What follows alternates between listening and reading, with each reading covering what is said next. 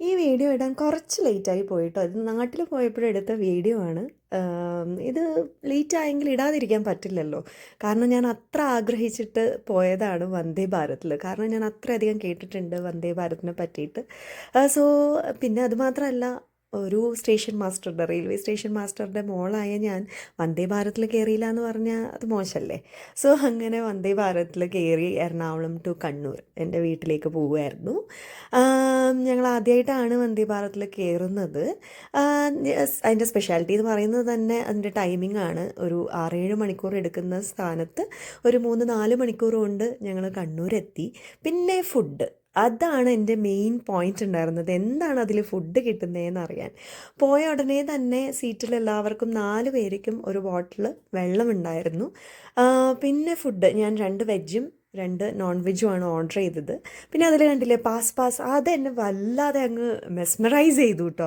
കാരണം എൻ്റെ ഫേവററ്റ് സാധനമായിരുന്നു പാസ് ഞാൻ ചെറുപ്പത്തിൽ. പക്ഷേ അതിന് ശേഷം എനിക്ക് തോന്നുന്നു ഇപ്പോഴാണ് കാണുന്നത്. ഞാൻ നോക്കാത്തതുകൊണ്ടാണോ എന്ന് എനിക്കറിയില്ല, ഞാൻ ഇപ്പോഴാണ് അത് കാണുന്നത്. എൻ്റെ ഫേവററ്റ് സാധനമാണ്. പിന്നെ വെജിൽ ഉപ്മാവാണ് ഉണ്ടായിരുന്നത്. നോൺ വെജിൽ ഓംലെറ്റും പിന്നെ വെജിറ്റബിളിൻ്റെ ഒരു കട്ട്ലറ്റ് പോലത്തെ ഒരു സാധനവും. പിന്നെ വെജിൻ്റെ കൂടെ ഒരു കുഞ്ഞു കള്ളപ്പം പോലത്തെ ഒരു സാധനം ഉണ്ടായിരുന്നു. പിന്നെ ഒരു ഉഴുന്ന് വടയും. സൂപ്പർ ടേസ്റ്റ് ആയിരുന്നു. ഭയങ്കര വാവ് എന്ന് പറയാൻ പറ്റില്ല, ടു ബി ഫ്രാങ്ക്.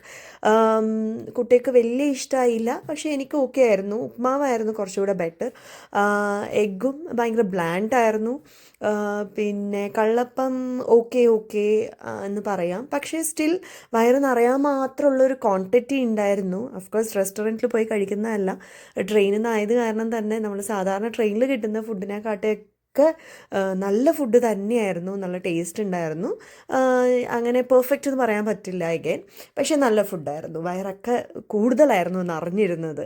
അത്രയും ക്വാണ്ടിറ്റി ഉണ്ടായിരുന്നു. ഞാനാണെങ്കിൽ കുട്ടികളുടെ അടുത്തു നിന്നും എടുത്തു. അതിൻ്റെ കൂടെ ബന്നും ബട്ടറും ഉണ്ടായിരുന്നു. അപ്പോൾ എല്ലാം കൂടെ കഴിക്കുമ്പോഴത്തേക്കിന് നമ്മുടെ വയറ് ഏകദേശം നിറയും. ബ്രേക്ക്ഫാസ്റ്റ് ആയിരുന്നു, അത് കാരണം തന്നെ കുറേ അധികം നമുക്ക് കഴിക്കാൻ പറ്റില്ല. പക്ഷേ കുറച്ച് കഴിഞ്ഞിട്ട് ആ യാത്രയുടെ ഇടയിൽ നമുക്ക് കുറച്ച് കഴിഞ്ഞിട്ട് കഴിക്കാൻ മാത്രം, അത് മിച്ചം വെക്കാൻ മാത്രമുള്ള ക്വാണ്ടിറ്റി ഉണ്ടായിരുന്നു കേട്ടോ. അപ്പോൾ ഞാനാണെങ്കിൽ കുട്ടികളുടെ അടുത്തും ടേസ്റ്റ് ചെയ്തു, എൻ്റെതും ടേസ്റ്റ് ചെയ്തു. പിന്നെ കുറച്ച് കഴിഞ്ഞ് കഴിക്കാൻ വേണ്ടി അത് മാറ്റി വെക്കുകയും ചെയ്തു.